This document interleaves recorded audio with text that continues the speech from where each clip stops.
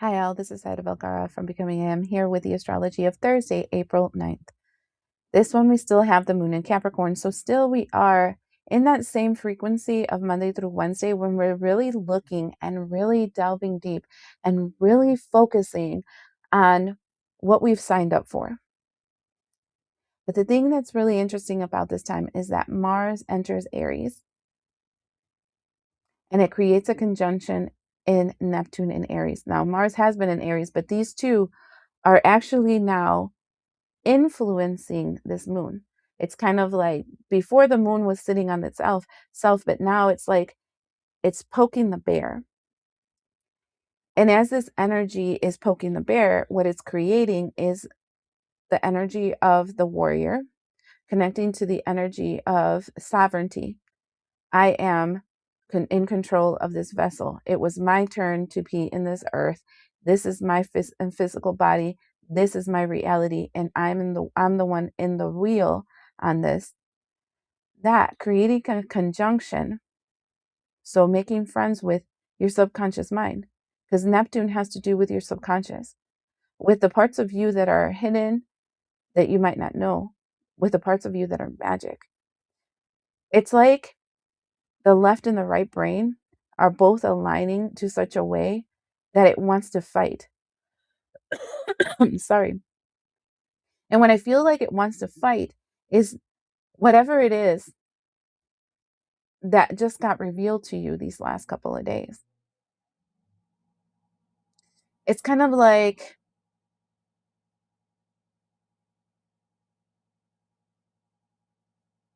that freedom feeling, like I can't be in these chains anymore. I do want to have the right. That it's like when I keep thinking about the story of Adam and Eve, right? And about the fact that, you know, if we're going to like all the different theories of Adam and Eve, Adam had a first wife, which was Lilith. Lilith was a person that saw herself as an equal to Adam, and that's how it should be. Like we're both the same. We both have different functions, but we're both the same. It's like, yes, the woman has the ability to bring life from different worlds, right? But then the man has the responsibility to take care of this woman and this child so that it can continue to bear fruit. So it's kind of like, okay, the seed is important to create the garden, but we still need the farmer to take care of it. And these roles then became of, instead of taking care of it, I'm going to choke it out. I'm going to control it. I'm going to do this. I'm going to do that. I'm going to manipulate it this way and this way so it can only grow what I tell it to grow. And then that's creating a situation over here where some of them follow the rules of female energy, follow the rules, and the other ones are like, freak it then, I don't want to make kids. I'm just going to make these demon energies over here because I don't want what you want and you don't want to listen. And so there's this like internal tug of war with the male and the female. Now, I guess the reason I'm going into this is because it was never supposed to be like that.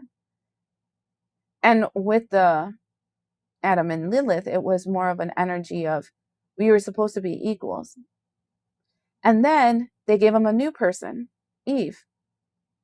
And the oppression was so great that when she was told, you know, there's something different, she was tempted by that and tried something different, which wouldn't have ever been if that energy of that masculine wasn't so toxic. And now we all have masculine inside of us. So we all have those toxic masculine energies. And this is when people in religious standpoints call it ego. The problem is not the ego. The problem is that the ego believes it's God. It's you. Because if you were thinking ego, you as God, let's say, you the physical body as God, you the person, fill in the blank of your name as God, then your ego would be that part inside of you that is masculine that perceives itself to be you, but isn't. And the feminine is also you, But she knows her place. She knows that you guys are supposed to be working with each other to create a reality. But the masculine energy inside of you is like, I'm just going to control the puppet and it's going to do what I say. Do you see how we're actually fighting ourselves? What parts of you gives you the shoulda, woulda, couldas that make you feel disempowered, less than, and restricted? Because that's what you're actually fighting. And where did those voices come from? Society, your religion, your family. And when I'm saying you're breaking free, is breaking the cords of connections that you have to those people, places, things, energies, and frequencies. And some of you, it's a little further because you guys have introduced agents, extra agents. I call them Agent Smiths, which would be hallucinogenics or things that alter your brain chemistry. So now, instead of having a man and a woman, you have a man, woman, and a doctor that thinks he knows what he's doing in your brain. And now the tug of war is between three. And the more they fight, the more divided you become. More sick, more distorted, and more negative. I guess what I'm saying is that this is kind of like the energy of Buddhism, right? Or the energy of Jesus, or the energies of all the greatest prophets in the world that then later got distorted by man.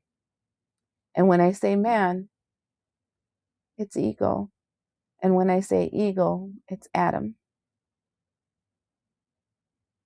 One time I did a hypnosis on a person, and they were talking about their guardian angel. And I asked that person the name of the guardian angel, and he called himself Adam. And then as we went along, I kept talking to him as Adam. And then I realized he's just one of many. And then I realized he wasn't saying Adam, A-D-A-M. He was saying Adam, A-T-O-M. And then I realized that we are composed of so many beings called Adam.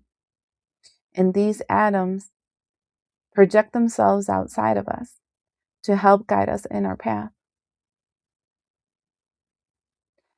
But to keep every single atom in the right frequency, we need to be one.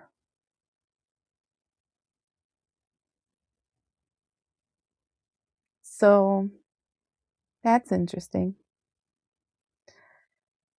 I am feeling like we are going to be having a strong energy of internal battle, like an internal tug of war. For some of us, it will be worse than others because we're determining who's the one that will be in charge. And what I can tell you is that, what is it? A nation divided will never conquer. I think that's how the words go. Whatever. You guys can look it up. And so keep that in mind.